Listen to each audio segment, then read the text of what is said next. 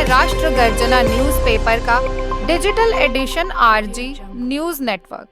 किन्नर अखाड़े का बड़ा एक्शन, ममता कुलकर्णी लक्ष्मी नारायण को महामंडलेश्वर पद से हटाया। प्रयागराज में चल रहे महाकुंभ के बीच किन्नर अखाड़े ने बड़ा एक्शन लिया है।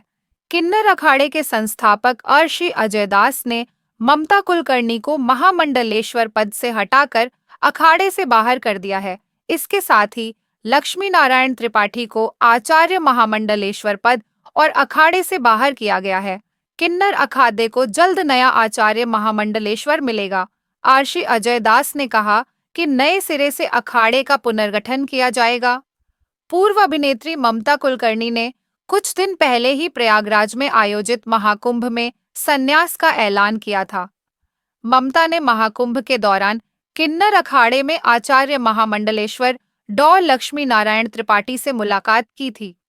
इसके बाद ममता ने संगम पर पिंडदान की रस्म निभाई थी और उनका राज्याभिषेक किन्नर अखाड़े में हुआ था।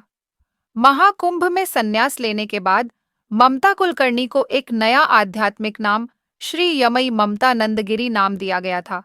इसके साथ ही उन्हें किन्नर अखाड़े के महामंडलेश्वर के रूप में नियुक्त किया गया था। महामंडलेश्वर बनाए जाने के बाद हुआ था विवाद। ममता कुलकर्णी को महामंडलेश्वर बनाए जाने पर काफी विवाद हुआ था। संत ममता कुलकर्णी को महामंडलेश्वर बनाए जाने पर लगातार विरोध जता रहे थे। बाबा रामदेव ने भी ममता को महामंडलेश्वर बनाए जाने के फैसले पर सवाल उठाए थे। उन्होंने कहा था कि कुछ लोग जो कल तक सांसारिक सुखों में शामिल थे, एक ही दिन में संत बन गए या महामंडलेश्वर जैसी उपाधि मिल गई है। किन्नर अखाड़े के संस्थापक अजय दास ने भी कहा था कि स्त्री को किन्नर अखाड़े का महामंडलेश्वर बनाना सिद्धांतों के खिलाफ है। संन्यास लेने के बाद क्या बोली ममता? समाचार एजेंसी IANS को दिए इंटरव्यू में ममता कुलकर्णी ने कहा था, मेरे भारत छोड़ने का कारण अध्यात्म था।